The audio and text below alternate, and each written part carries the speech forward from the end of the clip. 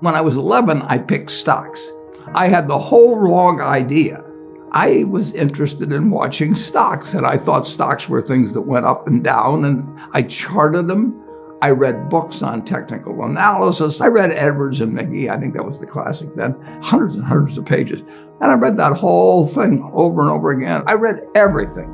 And I thought the first 8 years, I thought the important thing was to predict what a stock would do and predict the stock market. And then I read Ben Graham, when I was 19 or 20. And I realized that I was doing it exactly the wrong way, but it didn't hurt that I had that background and everything. And I rejiggered my mind, and when I read the book, The Intelligent Investor, from that point, I never bought another stock. I bought businesses that happened to be publicly traded, but I became an owner of a business, and I did not care whether a stock went up or down the next day or the next week or the next month or the next year, and I didn't have any idea what it would do. I didn't know what the stock market would do, but I knew businesses. I'm a bright guy who's terribly interested in what he does. I've spent a lifetime doing it, and I've surrounded myself with people that bring out the best in me. And you don't need to be a genius in what I do. That's the good thing about it. If I went into physics and a whole lot of other subjects, I'd be an also-ran. But I am in a game that you probably need 120 points of IQ, But 170 doesn't do any better than 120. It may do worse, probably do worse, but you don't really need brains. What do you need? You need the right orientation. 90% of the people, I'm pulling a figure out of the air, but 90% of the people that buy stocks don't think of them the right way. They think about something that they hope goes up next week. And they think about the market as something they hope goes up. And if it's down, they feel worse. I feel better. And you think about? I think about what the company's going to be worth 10 or 20 years from now. And I hope it goes down when I buy it, because I'll buy more. I try to keep my competitive spirit in a game where I can win. I do know this. When I want to do something, I always want to do it big.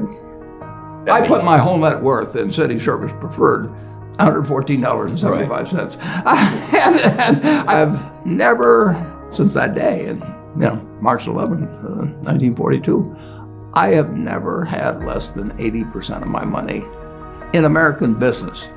You can call them stocks. Or equities. But I see them as American business.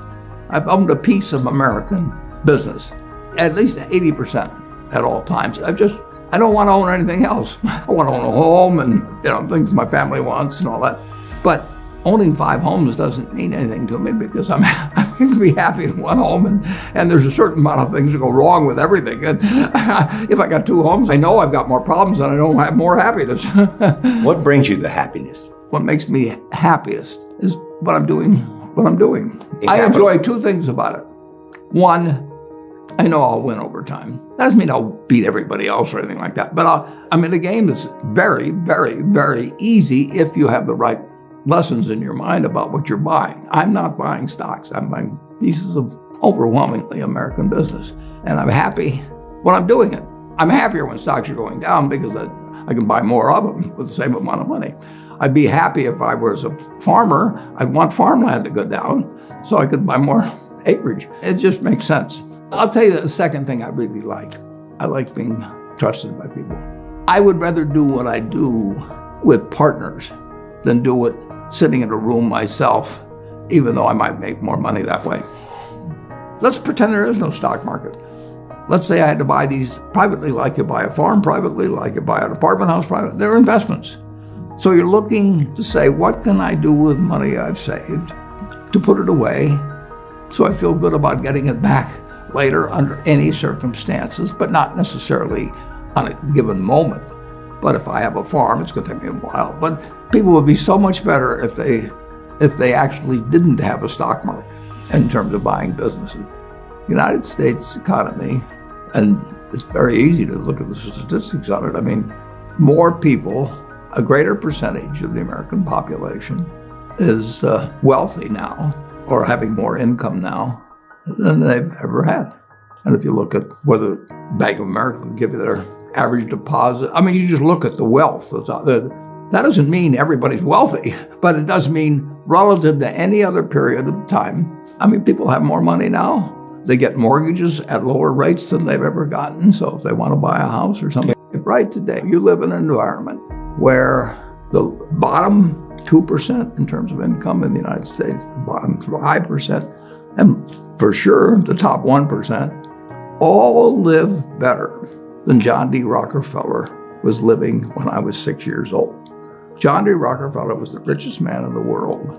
And today, you can get better medicine, better education, better entertainment, better transportation. You can do everything better than he could. It's astounding. That's in my lifetime. If you wanted to watch a football game, he still had to go there. And I can sit there with this big screen, and they keep showing me the replay, so that explaining to me what happened and everything. And maybe everybody doesn't have a screen as big as mine, but damn near everybody has a screen or an iPhone or a computer or access to one. And they have access. When I was born, the dentist didn't use Novocaine. So there has been progress, obviously. Oh! And nowhere more than in the United States. There's no country that's done what our country's done. If you go back 3 of my lifetimes, you're looking at less than 1% of the world's population, closer to half of 1%, are sitting in this land.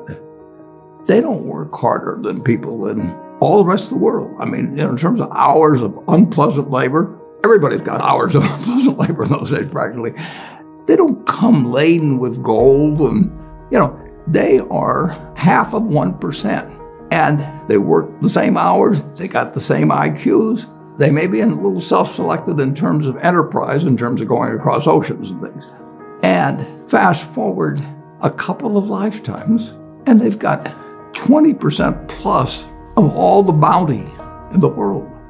I mean, that is something that has worked like nothing. Just imagine that. If you've gone to anybody, Constitutional Congress, in 1789, if you go to any one of the representatives there, and you said, I want to tell you what this place is going to look like, in 3 more of your lifetimes, your great-great-grandchildren are going to be flying in the skies, they're going to be watching sports all over the world, they're going to be entertained, their medicine. They'd have held you off to a lunatic society of what he's doing. He's getting 50 cars and he's getting a whole bunch of little claim checks. Just think of it. Everything, when Thomas Edison did all the things he did, he made some money, but we're using it. It belongs to us. If you take what an hour of labor delivered to you 100 years ago and what an hour of labor delivers to you now for you and your family, it's unbelievable.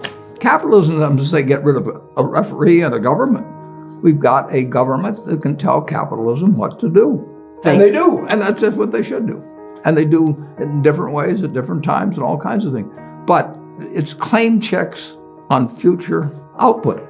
That was, and the claim checks belong to me, so if I want to buy 50 super yachts, I can do it. But what does it mean to me? It can buy more things for other people that are useful to them. It's not evil.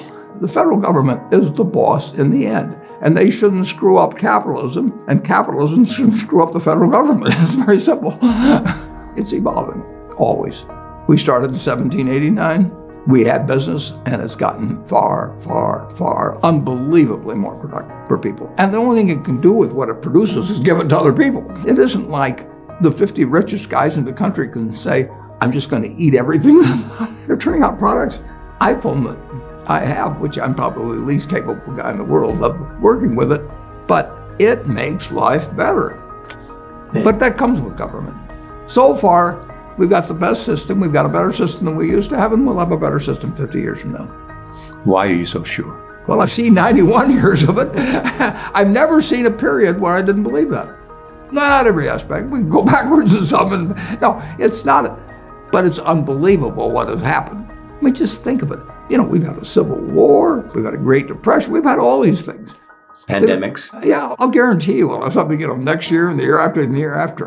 But in a herky-jerky but dramatic manner, business moves forward, government moves forward, more important, people move forward.